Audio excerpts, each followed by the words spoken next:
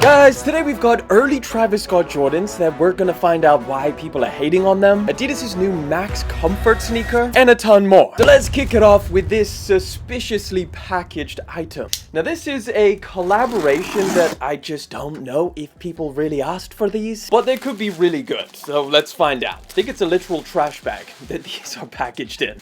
Okay, we are in. Thing is with this one is as soon as I bought it, they started loading up the images for the next release, which is a better colorway, so I don't know. But as you can see, we got kind of like the OG Nike box with the Cortez branding, the signature camo style paper. Okay, the sneakers themselves. This is the Cortez Nike Huarache trainer. Okay, you get some added extras in there. I kind of like that. On the sneaker, you can see you get like this little golden dog tag and then some extra laces. Nike Beaverton Athletes, as in for Cortez. Either way, here we have them, the latest Cortez and Nike collaboration, which is a pretty big deal in and of itself, like Cortez and Nike coming together. Pretty sure the whole storyline behind that is that Nike sued Cortez for stealing the name of their shoes, or at least tried to. They didn't win. Obviously, they're still called Cortez. But this is definitely a pretty heftily modified version of the Air Trainer, and I don't know if it keeps the same comfort that most of us are known or familiar with the Huarache sneaker. Maybe I'm wrong, and there's something about freaking brands loving the strap this year. What's up with that? We got Travis Scott loving the strap, Cortez loving the strap. What do you guys feel about this? Do you like a strap or not? Either way, materials are pretty nice, although this sneaker is very expensive. I believe it's pushing 200 bucks. It's like a nubuck, pretty soft. You've got some Nike embroidery around the toe box, which looks pretty cool. Overall, I don't mind the look of these things. I just don't know about this specific colorway. I don't know how it's gonna work with like styling because it's a bit of a different type of sneaker, at least for me. Who knows? I could absolutely love these things once I put them together with a couple different outfits, but I also might not really like them at all. Let me know if you pick these things up. Do you like the look of them or not? We might as well just stay with Nike. These are some retail pickups though.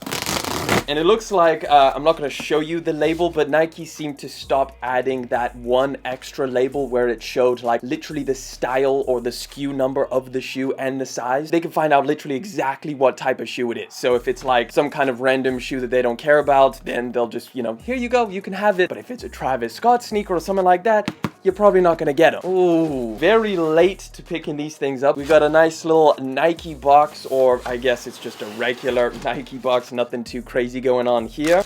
And here we have the Wu-Tang Dunks. That material on the sock liner is pretty weird. It's like a fabric, but listen to this.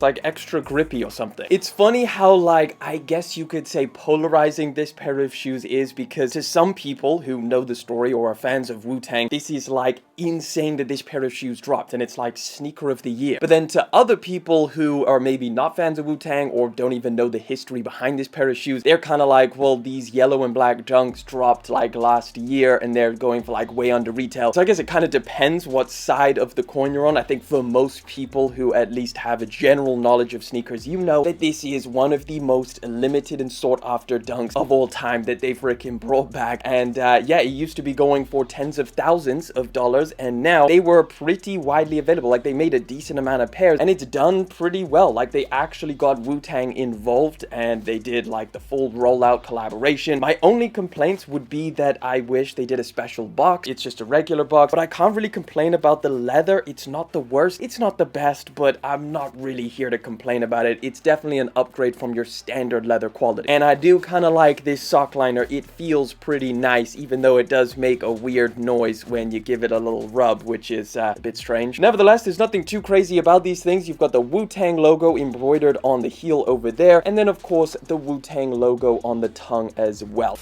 Guys, Christmas is right around the corner and the best time to pick up some gifts is right now in the sale. So I picked out 4 perfect options to help you out from today's video sponsor, Represent. First up is a pair of sneakers, an absolute perfect gift in my opinion. And this is the Represent Storm Runner in the sale colorway, which is their most comfortable shoe that they have ever made. It fits true to size, goes with everything, and is available right now at a discount. Next, of course, it's hoodie season, so what's better than a Represent Owners Club hoodie? And this triple black black flocked logo Owners Club hoodie is the perfect option. I mean, literally everybody wears black. I usually go with a size medium from Represent, but I'll leave all of the sizing information down in the description for you. My next pick is the Moto gloves. People never really think about buying gloves for themselves, so receiving it as a gift will come in clutch, especially now that it's getting super cold. They're also one size, so you skip all of the sizing hassle when buying for another person. Last one has to be the distressed leather camera bag. It's made from 100% leather with a super luxury feel and a magnetic closure. This is perfect for traveling or going out. It has a little section for cards and passports, and then the main zipper section fits pretty much everything else. All of these are heavily discounted right now in the Black Friday sale, and you can use this code to get an extra 20% off at checkout. I'm gonna leave all of the links down in the description for you to check out, as well as some sizing information. Thank you, Represent, for sponsoring this video, but let's get back to it. Let's get into some of these Adidas pickups. So this one's a little bit unfortunate. Basically, I got exclusive access on the Adidas Confirmed app, but I'll explain why it's a little bit disappointing in a second. You know what, I've always been a fan of packaging, but this is just so many layers. All right, I don't think I've seen this colorway. It's the triple white, or the sale colorway, of the Adidas Fear of God Basketball 1 sneaker. Like I said, I got exclusive access on the Adidas Confirmed app. I thought these things fully sold out. Obviously, they didn't. So I paid full retail for these. And then a couple of days later, Fear of God started doing this insane sale where they were selling these things off for $100. So now I have this pair, and I do want just one pair of these things in the collection because I do like them, and especially for $100. So I'm definitely going to be pulling the trigger on a pair of these. I don't know if I really like the white colorway that much to pay literally double and a half the price of what they're going for right now. Maybe the black and white one is just perfectly fine, but I did want to pick up a pair because currently I sent all of these things back because I was like, I'm not paying $250 for this pair of shoes. So I don't have a pair of these in the collection, but I do want one. But this white colorway is dope. I like it. It's just definitely a lot better right now because there's so many sales on. I wouldn't recommend paying full retail price for these things. Have a look on Fear of God's website because it's pretty insane. Speaking of sales, we might as well just quickly run through this one. It's nothing crazy except for the fact that I did get them for a crazy price, and I picked up a pair of Yeezys. We got the Yeezy Desert Boot in the Salt colorway. I picked these things up for 50% off. I paid $100 for these things, which I think is a no-brainer. What I was thinking about doing with these is dyeing them black. I've seen some people do it, and I've been like, you know, I'm not the biggest fan of this Salt colorway. It's not bad, but I was thinking, you know, if I only paid 50% for these things, I might as well try and dye them black. It could go really bad, but I might try that out. I'm not entirely sure yet, but I might. Either way, pick these things up for 50% off. I got them from Sports Direct, which has a ton of Yeezys, all at like up to 70% off. So if you are still on the market for a pair of Yeezys, I don't know, probably most people are not because they've had so many Yeezys available for such a long time now. But if you are, then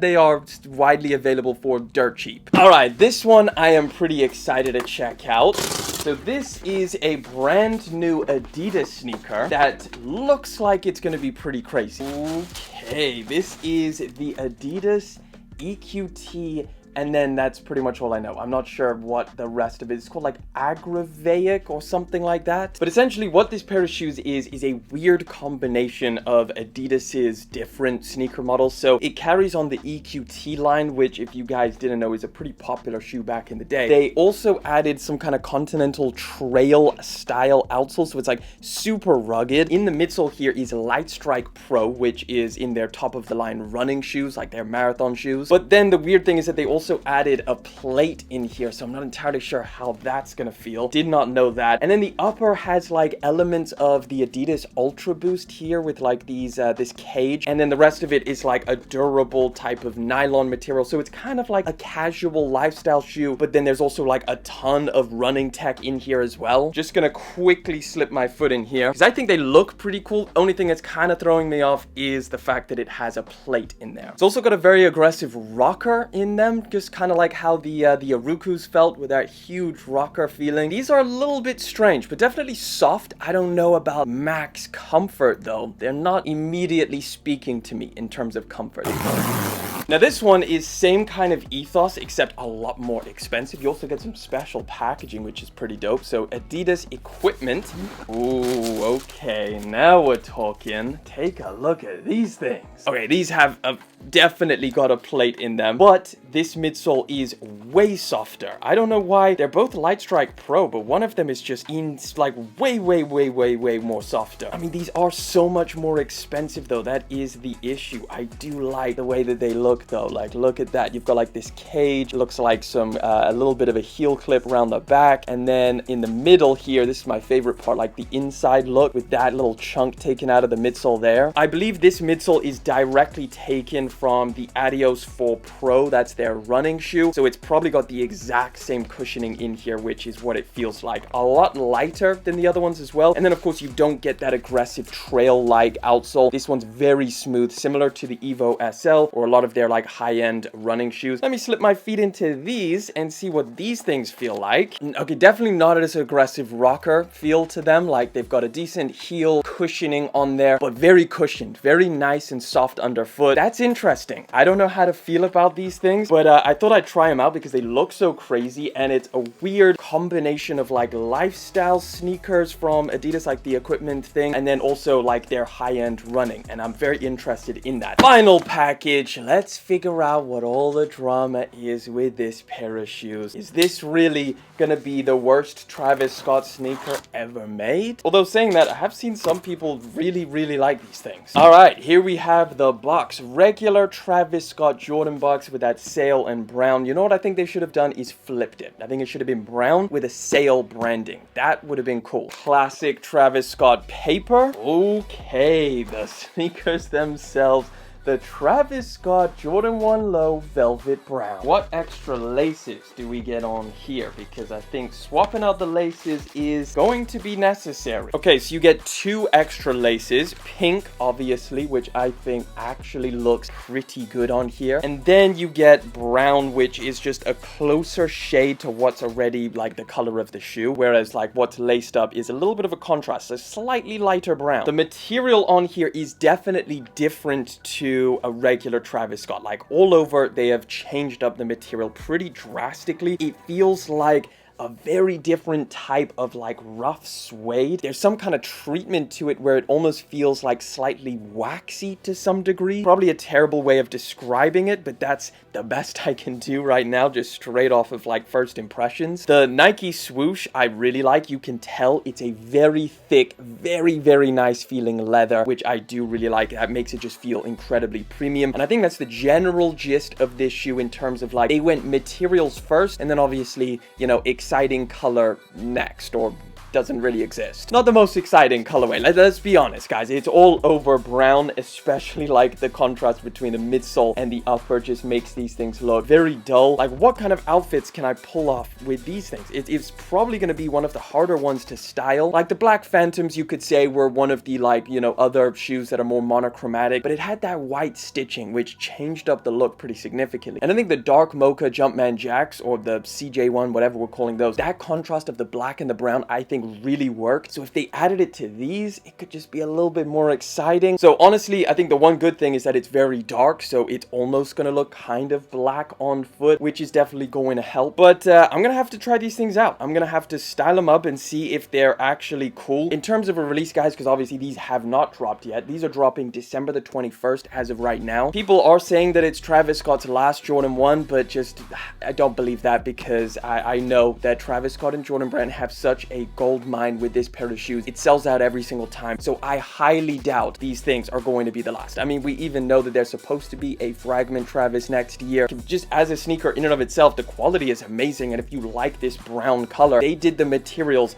very well. It feels nice. It feels quality. But I don't want to speak too soon. I'm not going to give any final judgments on these things until I actually try them out, wear them, do a full review. You guys will see that maybe next week. Let me know what you think of these things down in the comment section. Do you think this is the worst Travis Scott Jordan 1, or is it the best? Let me know your thoughts. And to check out another video, all you got to do is click that one right over there. It's a banger.